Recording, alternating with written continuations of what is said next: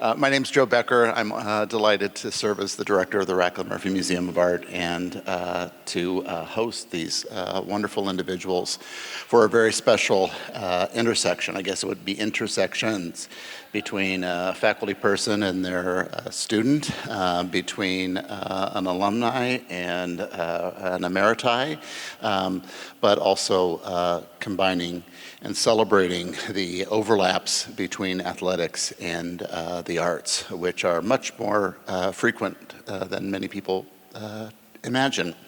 So just to give you a little bit, I'm going to turn it over to the main speakers here. First of all, Robin Rhodes is Professor Emeritus of Art History. I'm sure you've got lots of students that are here in the audience. Robin, welcome back. He's an archaeologist and art historian of classical art and antiquity. He's the author of Architecture and Meaning on the Athenian Acropolis, Cambridge University Press, now in its third printing. He led 3-week intensive immersion program that Romeo participated in, maybe they'll talk about that, and still leads that in his retirement. He was Romeo's mentor, part of the reason that we're celebrating this today. Tell you a little bit about Romeo, a defensive lineman for the Irish. He graduated in 2016 with an accounting degree. I love this. Art, business, athletics, we're getting it all here. Participated in Professor Rhodes' seminar, as I said. He went to the NFL and retired from the Detroit Lions in 2024. He still makes his home in Detroit. Very special, he is in his second year of an MFA program at Cranbrook. Yay! And he has established Middle Gray, a residency program for photographers in Detroit. So before I turn it over to them, we will have some time for a question and answer. I just want to thank the folks in athletics where Jenny's here somewhere, for working with us to make sure that something this special could happen to the delight and joy of many. Gentlemen, the floor is yours. I hope they turned that early. Well, first, thank you guys for being here. It's truly an honor to be back on campus, especially sitting here with Robin, who was my favorite professor by far here. I spent a lot of time with him, and he means a lot to me, so I'm really grateful he's here to be with me as part of this conversation. I'm Romeo Okwara. I graduated in 2016 from accounting here, played football, played a little bit more football afterwards, and I'm going to take you guys through a little slide here just to give a little bit of background on me and some of my work. Here's me and my mama and one of my brothers. I was born in Lagos, Nigeria back in '95 and moved to Charlotte, North Carolina when I was 10 years old in 2005, which is where I discovered the game of football at a young age of 10. And before I go too much into that, I want to talk about this Greece trip. Back in 2015, I think you started a program which was, from what I understand, to give athletes an opportunity to spend time abroad and have a travel abroad experience, which is a big part of coming to Notre Dame as a student. And for obvious reasons, football players can't leave for a whole semester here. So I was really grateful Professor Rhodes was able to be a part of spearheading that. And that experience for me was really transformative. One, because it gave me a chance to travel. I took your art history course here on campus, which was mainly focused on monuments in Greece, Italy, I believe Egypt. Mm-hmm. And a lot of the monuments we ended up studying in Greece or visiting in Greece were a lot of those same monuments we got to study in class, which was really, really beautiful for me to, come visit some of these sites and have some beautiful conversations around those pieces. I don't know if these videos will play, but I have some clips from... Where is it? Some of our time visiting some of these monuments there. I'll skip through them. Here's some landscape in ancient Corinth. Some time at some theaters. I think we're hiking along a trail up to your house over there or something at this point. Yep. Part of our group there.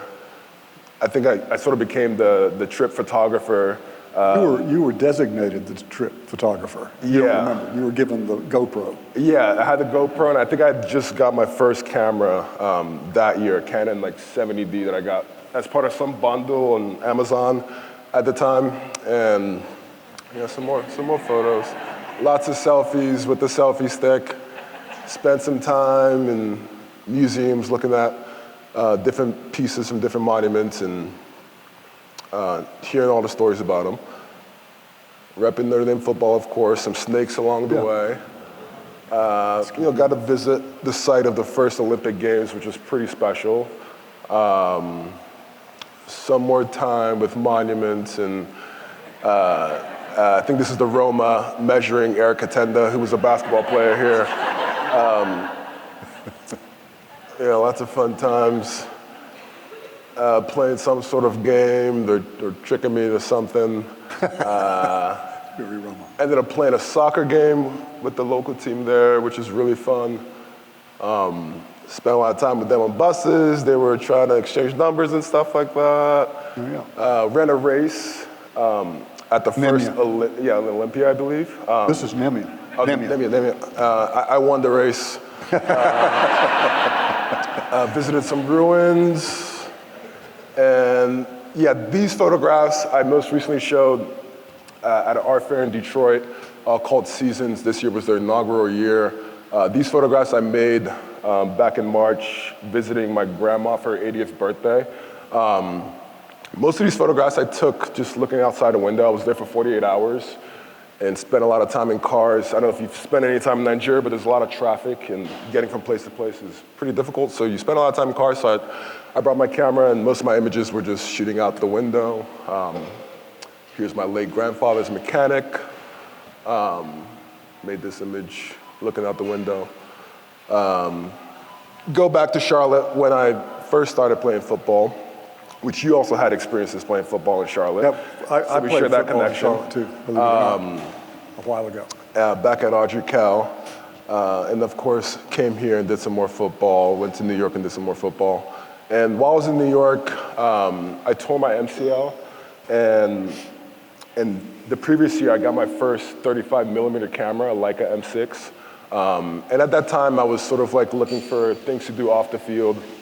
Photography has always been important to me since I was really young. I remember being a kid looking through old old shoe boxes my family had with prints and negatives, and holding them up to the light and trying to figure out how these prints got from like this negative to physical picture. I thought that was very fascinating. But when I was hurt my second year in New York, these firefighters came to visit our practice facility to speak a lot about resilience. And I was hurt, crutching around the sidelines. So I spent a lot of time just having conversations with them.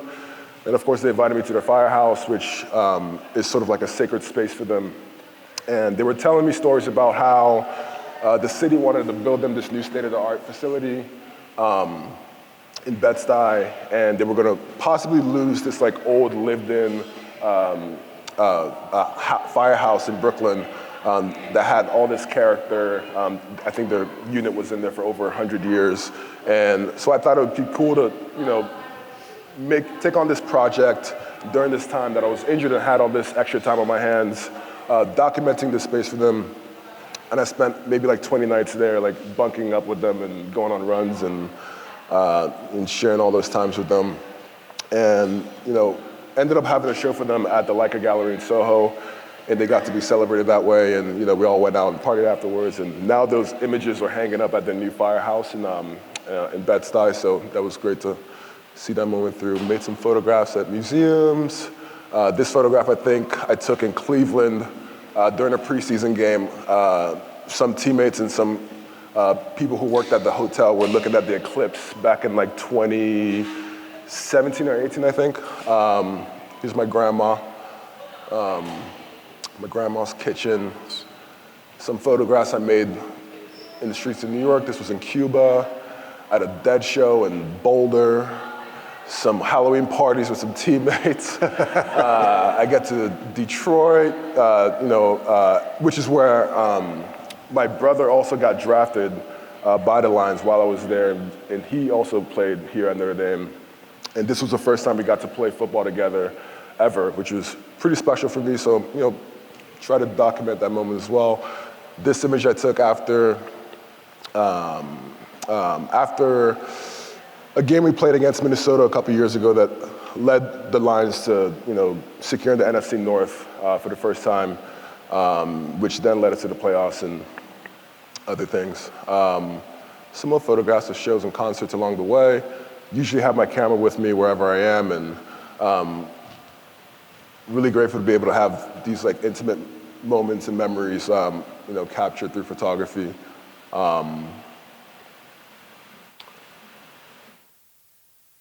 Spent some time at some fashion shows. I became really close with my friend Nick Newbold, who's Marc Jacobs' assistant, and he's always very welcoming of me to shows there, and got to spend some time documenting those. This photograph I took up in northern Michigan at Mackinac Island during what happened to be some crazy fire that set off this like historical building on fire. So those aren't clouds, that's a building burning in the distance over there. Made a shirt based off of these posters I would see in the Lions practice facility on the walls. I think that poster was from like a Halloween game back in '61, and I'm a big Halloween fan, so I recreated that using the Packers because we were playing the Packers that Halloween. So it's another way to engage with whatever I was sort of surrounded by. Around this time, I got hurt, spent a lot of time in nature during rehabilitation, and which eventually led to me retiring and applying to Cranbrook. And these sculptures I made over my first year at Cranbrook. The one on the right I made using some materials from my playing days. The cast was a cast I wore during after my Achilles surgery in 2021. And those Gatorade towels were towels I used during the recovery process during that time of healing. So part of what I was doing my first year at Cranbrook is sort of like making sense of these like materials and trying to like make connections between my playing days and looking at them through like an arts lens and trying to make sense of that time spent. The one on the left I made most recently that was shown at that Seasons Art Fair. Also during that Achilles injury, I started getting into film and thinking more about motion picture and still images and adding characters and motion to them and telling stories. And I made this short film called Shout, which is sort of plays as like a self-portrait of me at the time. It was a spooky film. And it was a fun way to engage with photography in a different way, using motion and working with actors and thinking about music with a score and all these other, even graphic design with the first frame, that Shout logo, a friend of mine designed that. So it was this sort of like team collaborative process as well, which of course I'm familiar with from being in the locker room, and it gave me a way to like still have this like sort of team atmosphere, but working in a creative way. These are some stills from that. I also acted in it. And last year also, during my first year at Cranbrook, I collaborated with one of my classmates, Keswa, who's a musician and artist out in Detroit, and shot a music video for her song Honey High and Blue at the Smith House, which is a house designed by Frank Lloyd Wright that Cranbrook manages. And I shot it on 35 millimeter, which is my first time working in that medium. I'm a film guy. I don't do much digital, if any. So I always find ways to engage with the film process because I love the textures and tones, and the analog process is something near and dear to my heart. And here's some stills from that music video. Cool. And here's some images of my home studio. And here's Middle Gray, which is a photography residency studio I started in Detroit about a year ago. And when I first got to Detroit, there weren't many places where you could develop film and process film and get negatives printed. There weren't many darkrooms around. I'd still send a lot of my negatives to New York to get processed and printed. And I always dreamt of like having a place locally where photographers could process and develop film, and it could also be a place where people can commune and talk about photography and art, which led to Middle Gray, and we're still sort of figuring out the program. But that's something I'm really excited about right now. And these were our first two residents, Miranda Barnes and Raheem Fortune. They're incredible photographers. They spent time with us back in August and made a lot of beautiful work. Miranda Barnes, over the past 4 years, has been documenting this black cotillion at the Masonic Temple in Detroit. And that work is being made into her first book, which Sophia Coppola is producing under her imprint, Important Flowers for Mac Publishing, which is very exciting. And she's incredible. I'm really excited for her. And Raheem Fortune is an amazing photographer as well. So I was glad to help them through that moment. And that's the end of that slide. And we can Good, thank you. get to conversating. That's great.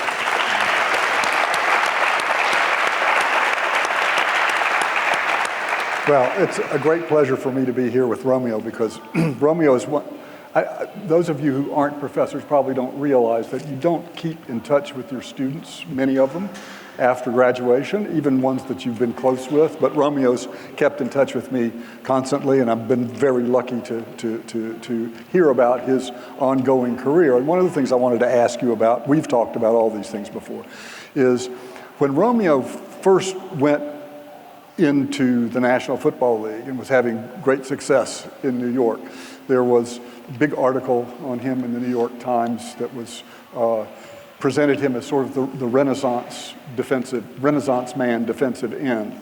And one of the first questions I asked Romeo was, what do your teammates make of you? I mean, I have a feeling their experience to that point in their lives and in college was not the same as yours. And I know that you told me that a defensive coach once told you that he thought it would be good if you sort of put photography on the back burner. So I'm just wondering, what did your teammates make of you?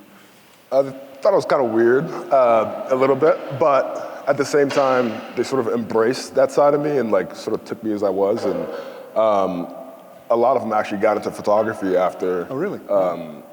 They'd see me with my camera, making pictures of the locker room and out and about and stuff. So that was fun to see them also pick up this hobby, Right. passion that I really loved.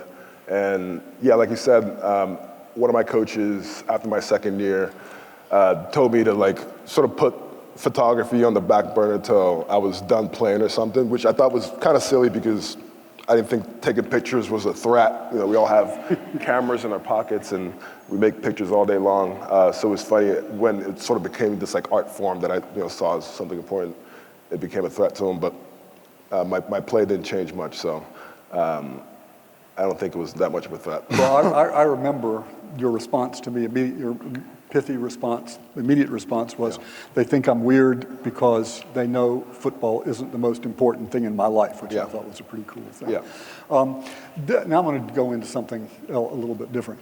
I know you know this, but those of us in the academic community are very aware of the fact that particularly at universities, there is a very strong and widely held thought that sports and academics don't go together.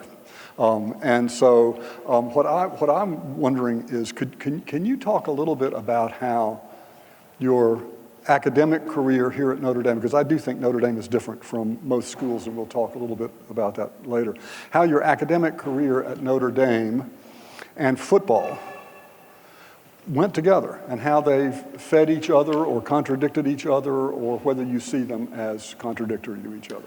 Yeah, it was definitely challenging, especially being in accounting and trying to manage football, which is a sort of a full-time job at the same time. I spent many moments especially before exam days, spending all night at the Hesburgh Library, and then, till 5 in the morning, and then rushing over to, work out in the morning before football practice and classes, and going to classes, taking the exam, and then going to football and doing the whole day. And it's just like this sort of thing that keeps in a loop. But more than anything, it builds teaches you discipline, and Notre Dame gives you a lot of great help with tutors and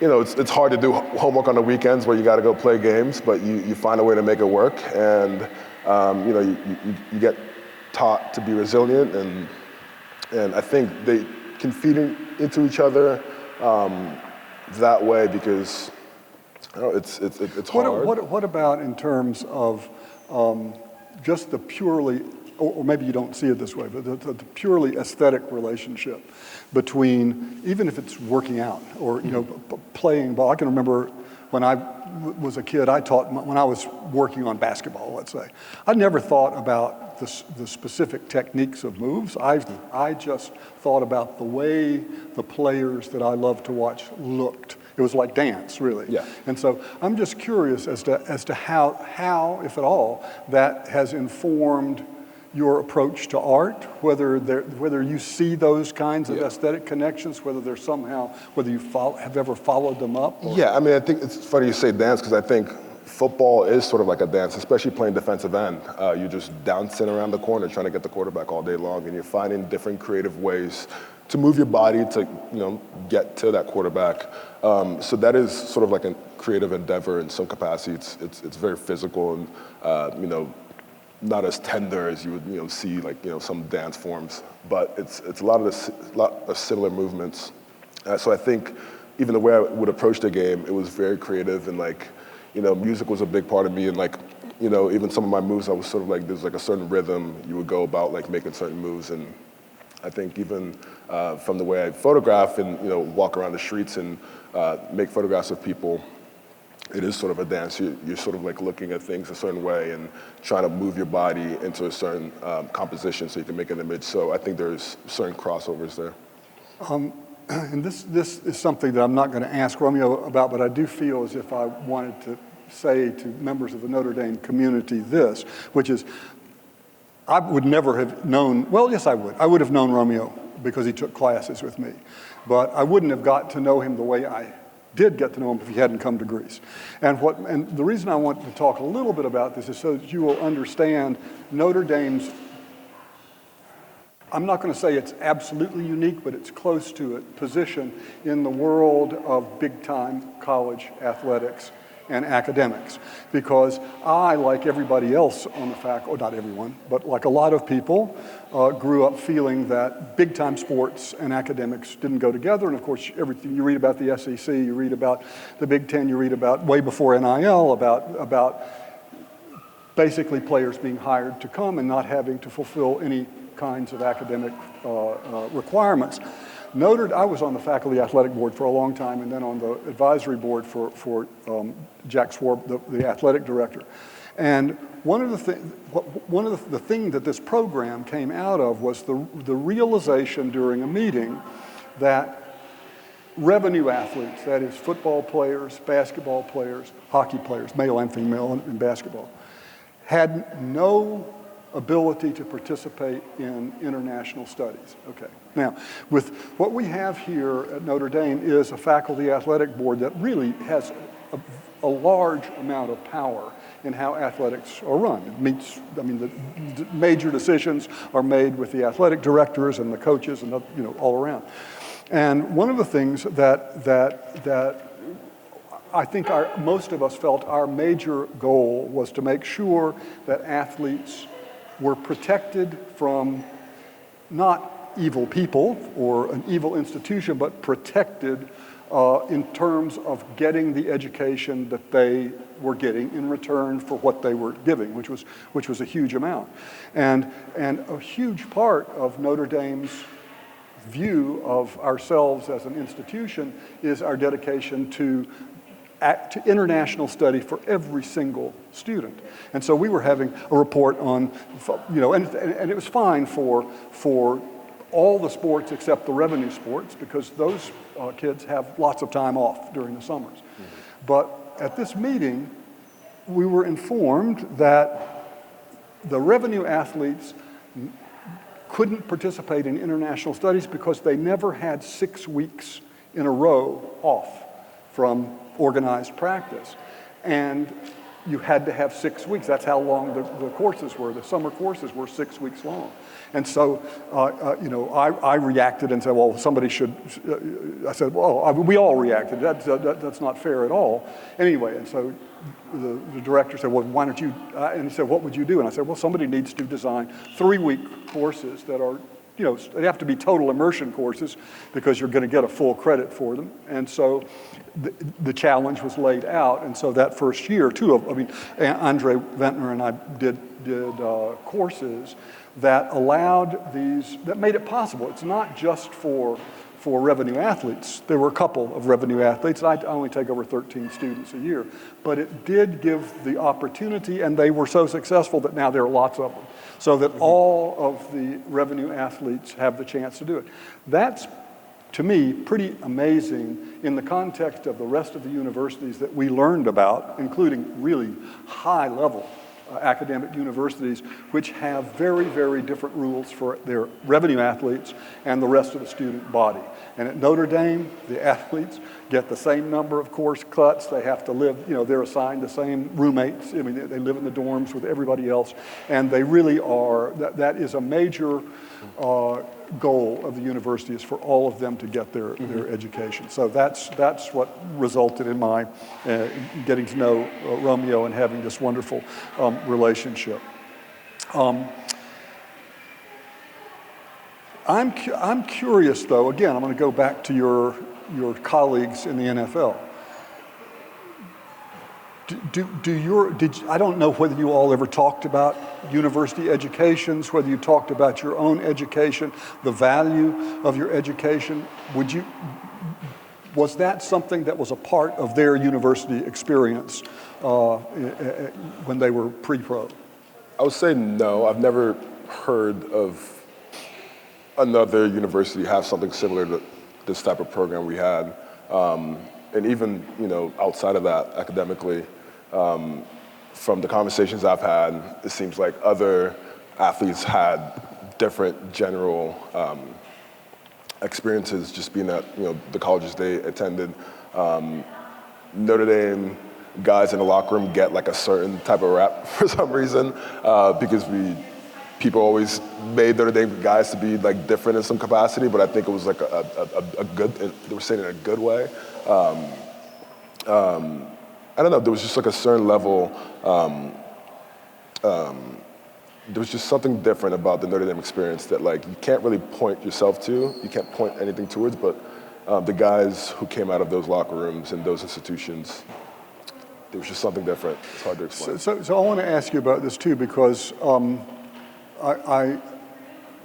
I've always thought that a university education and many things, but the creation of art and all kinds of things, are ways in which to become more conscious, and that's what the whole point of this course was, to make more conscious of where you are, who you are, what your motivations are. And I'm just wondering if that in any way is related to your creation of art. I mean, photography Absolutely. is all about, in certain ways, it is literally about place. Yeah. But I'm just wondering if that's in. Totally, and even going to like my film projects, they all start with a certain place in mind. For Shout, the house I was staying at was very inspirational, just the architecture of the space and these doorways and how it framed certain rooms. I was thinking about, and when we walked all over Greece, we would sort of try to reconstruct different monuments just from the ruins that remained, and trying to think about how people would live back in those times. So place and the landscape is very important to me in terms of like how I approach art and think about different art projects.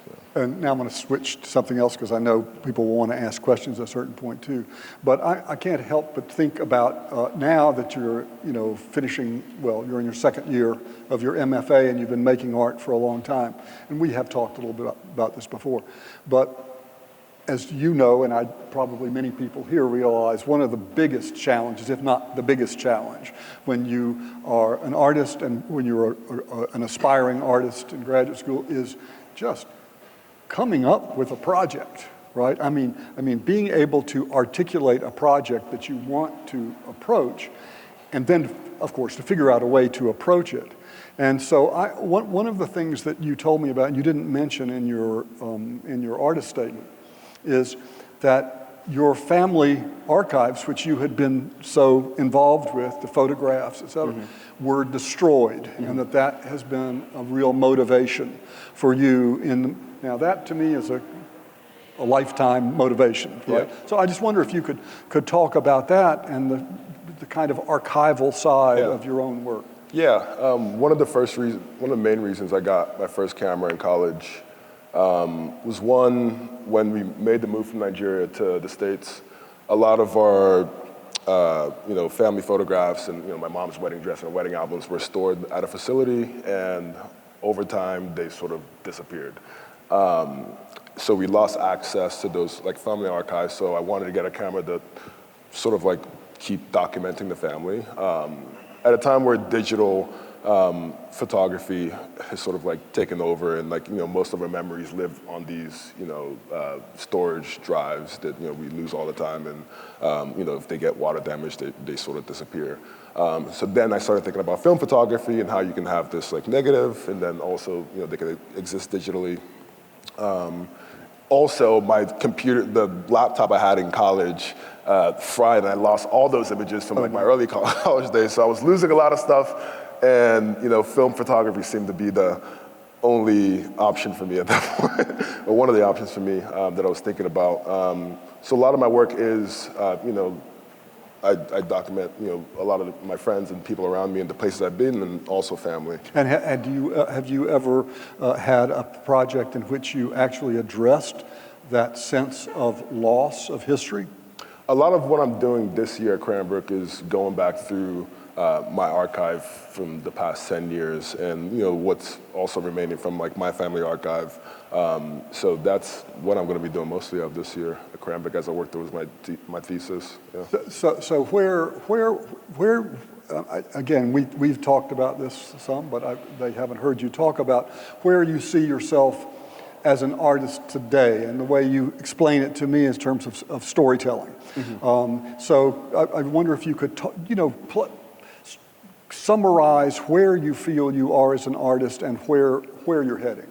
Yeah, I think at the basis of a lot of my photographs is just storytelling, simply. Whether it's telling stories about my family, telling stories about where I've sort of come, and the locker rooms I've spent my time in. Even the film stuff is the first one I did was sort of a self-portrait, sort of telling a story about a certain time in my life or a certain place. So storytelling is at the basis of a lot of what I do. And I think that's just essential to life and how we live. And what about the last question about your work? I have not seen any of your sculpture.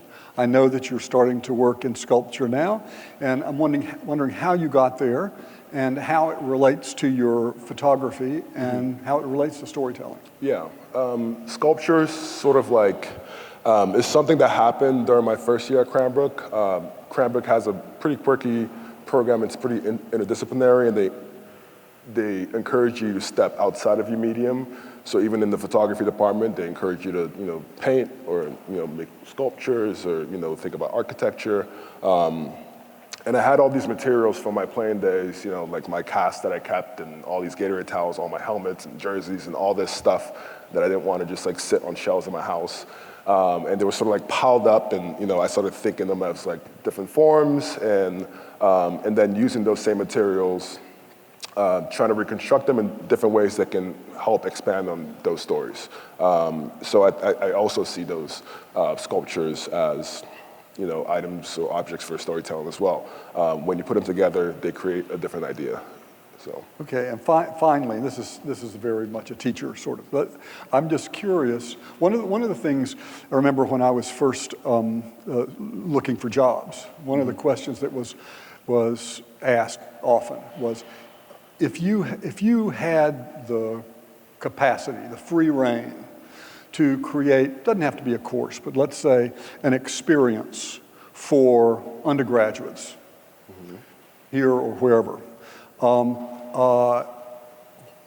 This is sort of putting you on the spot, but I'm just wondering what would you, let's say in the context of Notre Dame, in the context of a liberal arts university, what kind of experience would you try to create for them?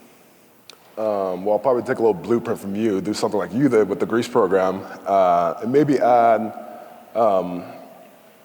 some sort of team activity or team, a group project that can sort of bring everyone together and collectively work on something, because I love working with other people in service of a certain vision or a certain project. I don't know what exactly that would look like. I've thought about that often. It's not in the context of this course, but collaborative making projects in a different context. Yeah, I'm not exactly sure what exactly that will look like, but something of that realm. Yeah, I like that a lot. Okay, I can continue to ask questions, but we're also moving into the upper limit of our time. So I think Joe might open the floor. Sure, I'd like to open the floor. And we need you to speak into the microphone so that we can record that. So, wow, lots of hands already. Aoife? Oh, hello, my name is Aoife Marie. Thank you so much for this riveting conversation. I had a question actually about sculpture that you were just talking about. I was really struck by the one on the right for me, that when it came up with the Achilles cast and the Gatorade towel draped, it felt like it had notions of classical sculpture in it.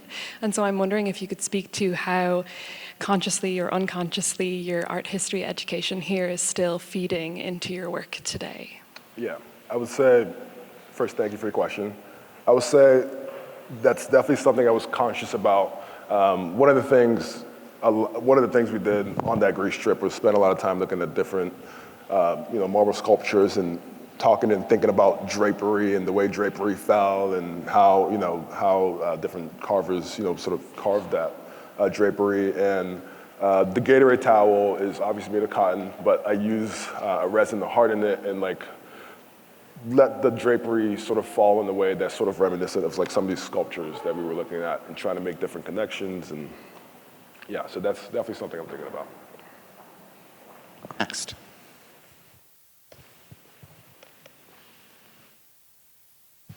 Hi, my name's Kiana.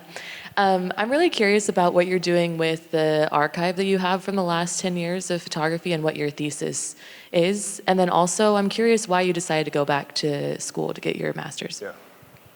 One, I decided to go back to school after retirement because I needed structure in my life, because the past 20 years of my life was within the structure of football, where every hour of my life for the past 20 years was basically planned out. I knew exactly what I had to eat and do, train every day to achieve a certain level of success in some capacity. And I knew I wanted to get into the arts or some sort of creative field, but I had no formal training. Like I said, I studied accounting here and spent a lot of time with them, but still needed some sort of base structure to formalize language one around my practice and figure out what the hell it is I'm doing after retirement. And so I felt like going to Cranbrook, which is local to Detroit where I live, was a great place to be at to sort of start thinking about these things. And I think looking back at my archive is sort of also trying to make sense of the work I've been making, because I've been making them alongside this other career that was a big part of my life. So it just sort of gives me a chance to slow down and think about these things more intuitively. Yeah.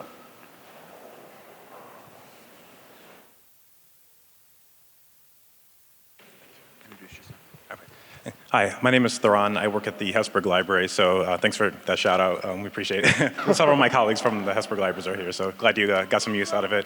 So you mentioned your interest in filmmaking and you worked on the short film. Do you have any interest in working on a feature film or feature documentary at some point? And do you have any directors or cinematographers that inspire you?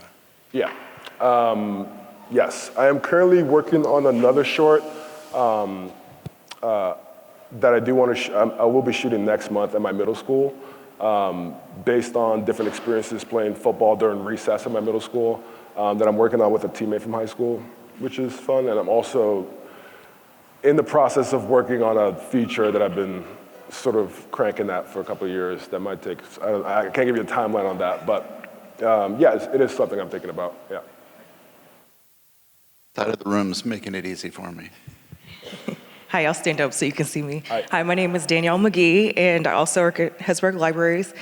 And my question is around identity as it relates to injury and your transition into the arts. Yep. In high school, I tore my ACL, and I found that art was a great way for me to experience and explore my identity. And I'm just curious to know how injury and art in the relationship has affected your life and what that journey has been like. Yeah, there's been a lot of, thank you for your question, there's been a lot of correlation between certain moments of injury during my career and taking on certain projects. Like you asked the question, how do you know when to take on a project or how to take on it? Like, I felt like during these moments of pause in my career, I could sort of, reflect on that time or use art to, as sort of therapy in some capacity, to work through whatever it is I'm working through at that time.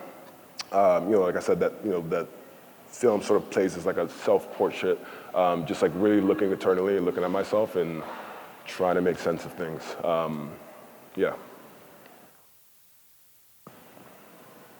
Hi, my name is Janario Morgan, and I'm a native Detroiter. And I'd like to know, how was your experience in Detroit as far as the art, the city transforming itself, and what do you see, if you have a role in that you would like to play in that art world out there? And also one more question. I know he's your brother. I was just wondering, what is he into, Julian? Yeah. Me and Julian are very different. He's into football as well. Greece too. Yeah, he also did the Greece trip with Professor Rhodes.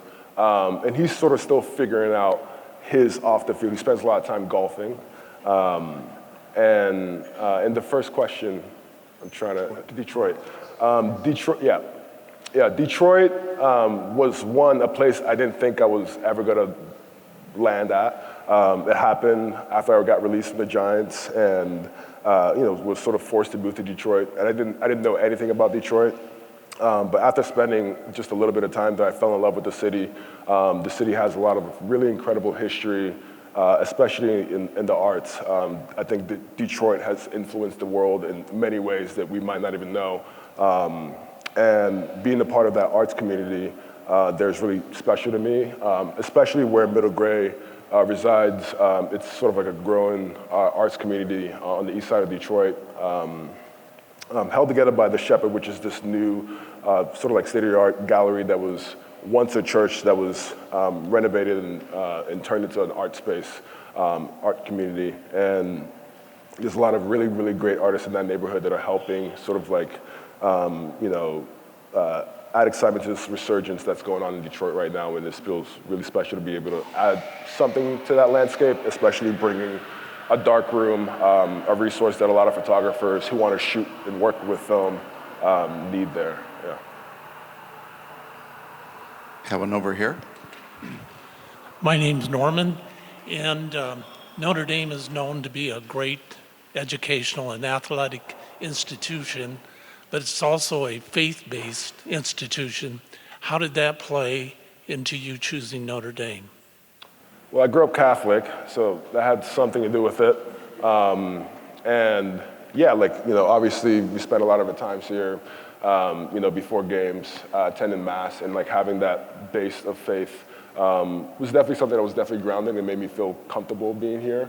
And I still explore my faith as I've moved on from Notre Dame, and I think it's sort of like a lifelong exploration. Yeah.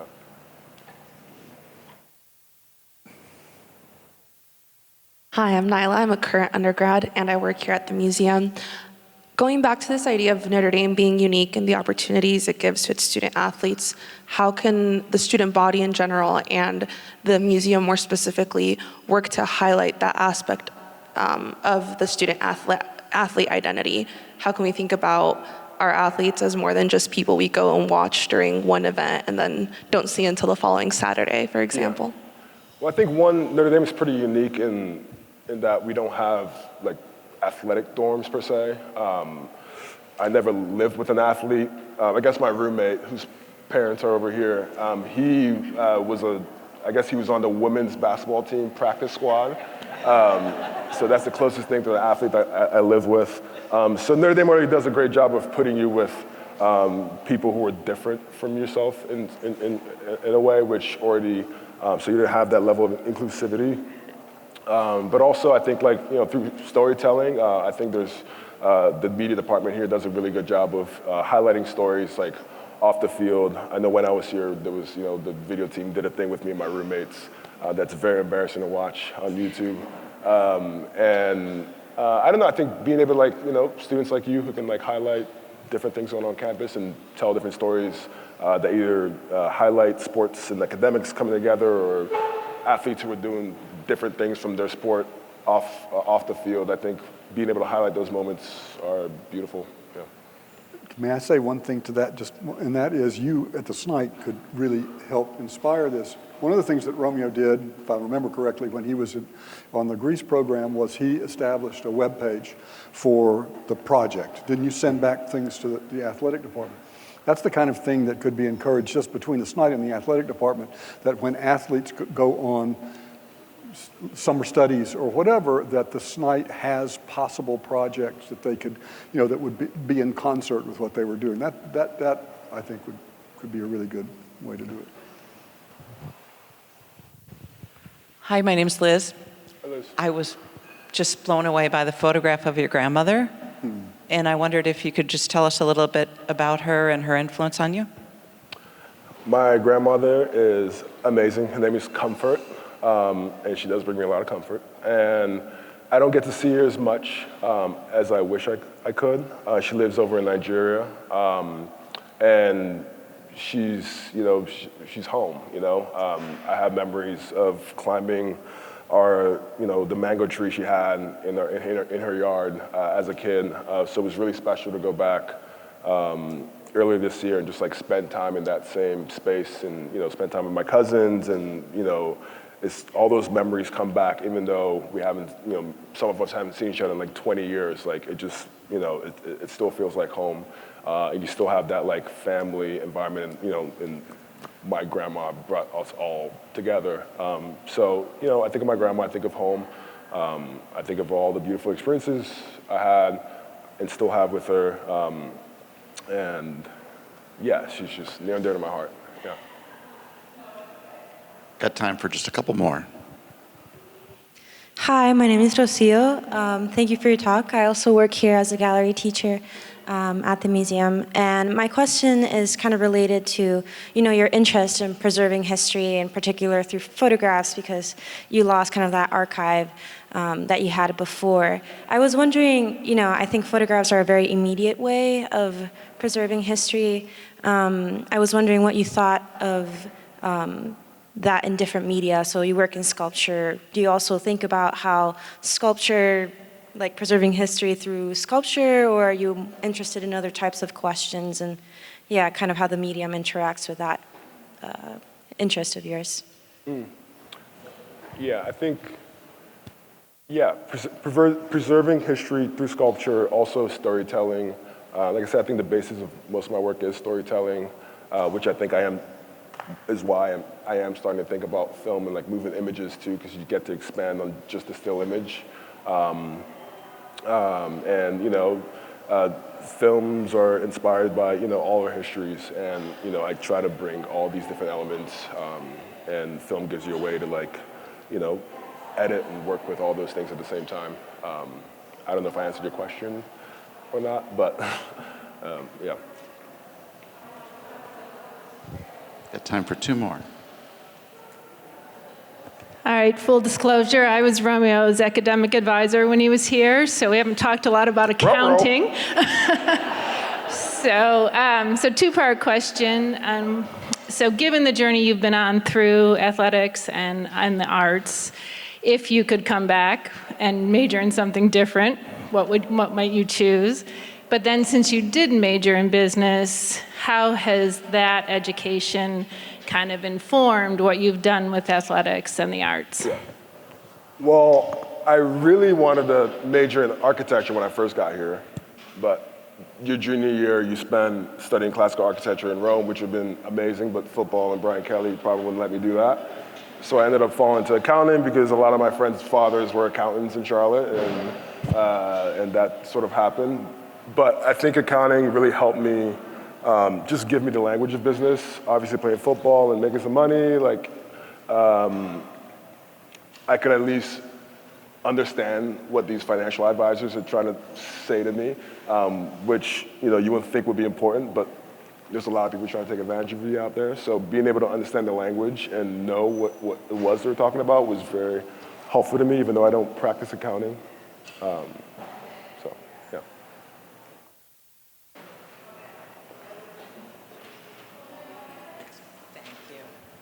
Thanks, Romeo, for your time. My name's Kathy Markley. This is very special for us at our family. Our daughter is actually a classmate of yours at Cranbrook. Oh. Whenever she does, oh boy, whenever she does her art, she's just in her element. And I'm just wondering, from football, accounting, to the arts now, where do you feel most in your element? I think all of it. Unfortunately, you can't play football till you're 90 or something, but you can make art for a really long time. So football had to end at some point, and I think for a while they sort of fed each other. For me, I would bring the arts to the locker room, and the locker room would come with me wherever I was. And where am I going with this?